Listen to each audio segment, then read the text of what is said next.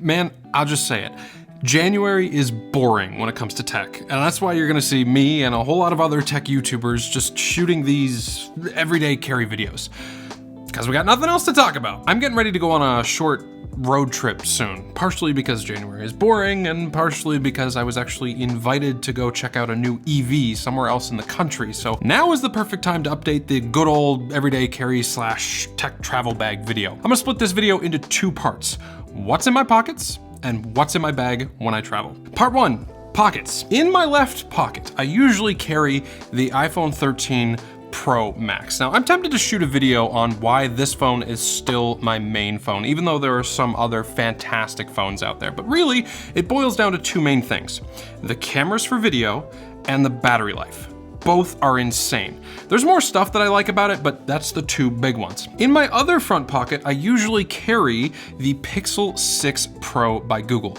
Naked, of course. No case. This phone is way too pretty to put a case on it. I'll be honest with you guys.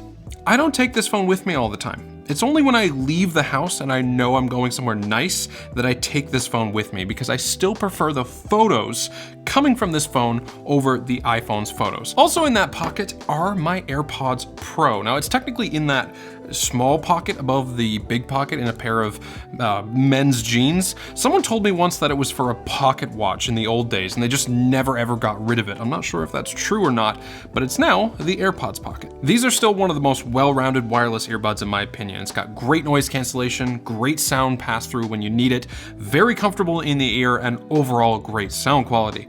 Easy pick for my everyday carry. Then there's my wallet. Now, I am not a wallet slob. I do not care what my wallet looks like as long as it holds all my cards, which is why I got this Fidelo one for like 40 bucks or so on Amazon. It's actually metal on the inside, and it's got this like leather sleeve that goes over it. It stores a whack of cards, and it's got this little front pouch for bills if I need it. Good wallet, and I do recommend it. Oh, and as usual, if you're interested in any of the things that I'm talking about today, you can find it in a link in the description below. Now, I usually store this in my jacket pocket, but I'll mention it here. This is the mask I use. I wouldn't normally talk about this because it's a mask, who cares? But this one is actually incredible. It's called the AirPop Active Plus, and it's the only mask that I've been able to find that completely prevents my glasses from fogging up. It's got a silicone seal that goes around your nose and the rest of your face, and then keeps your breath from exiting at the top where the top of the nose piece is. It also just looks really cool with the white and gray mesh on the outside. I highly recommend it. It's not very cheap, but it is reusable, and I tend on using it for a long time. So in my opinion, it's worth it. Then there's my watch. Now, depending on the type of trip I'm going on, I'll either use my Apple Watch Series 7 or my Garmin Instinct. Now, the Instinct is the better looking watch in my opinion. It kind of looks like a Casio G-Shock, but it's got all of the functionality of a full-on smartwatch plus like 2 weeks of battery life. The only disappointment is that kind of lame, low-resolution monochrome display. If I'm going on a trip where I might need to go for a couple of days without a charger, then I'll take the Garmin, obviously.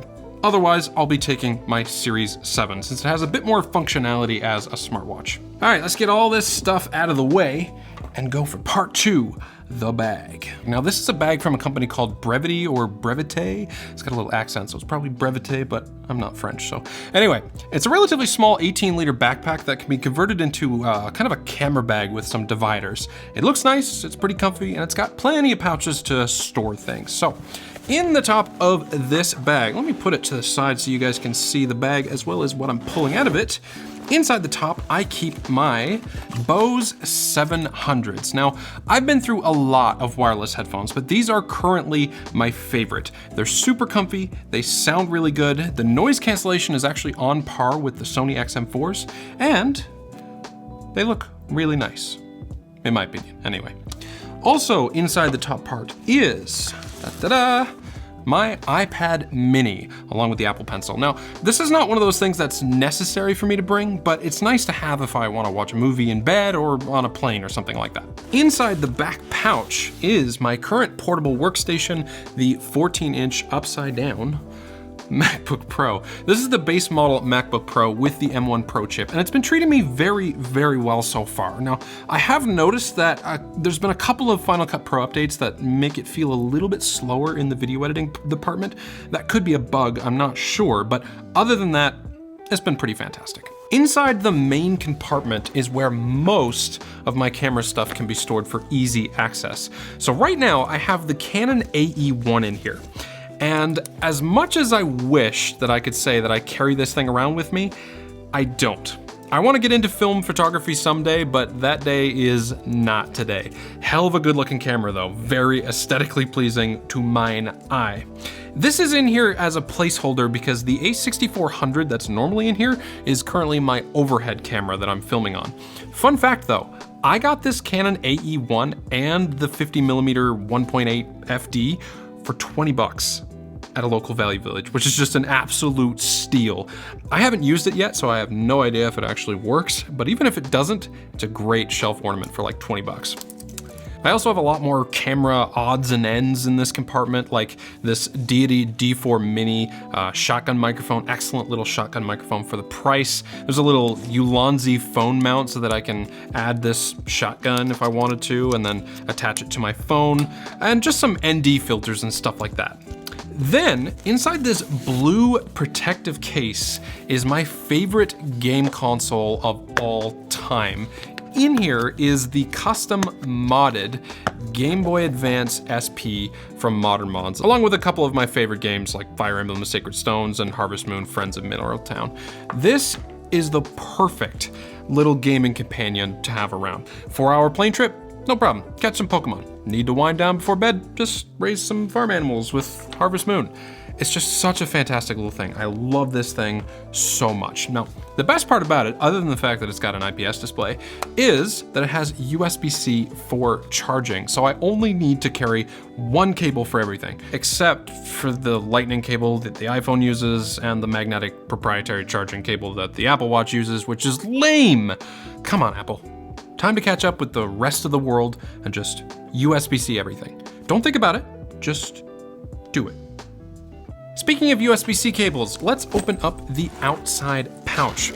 There's a few mesh pockets inside here for various things, and I keep, some lightning cables for the iPhone, like I just mentioned, some USB-C cables, and then this thing. This is a 72-watt charging station from Aki with 2 USB-A ports and then a USB-C port with power delivery. So I can actually use the USB-C port for charging my MacBook, and then the other 2 ports for charging the other devices.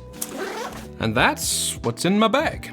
I've got another bag for like clothes and like an extra pair of shoes and stuff like that, but other than that, that's everything I have with me when I travel.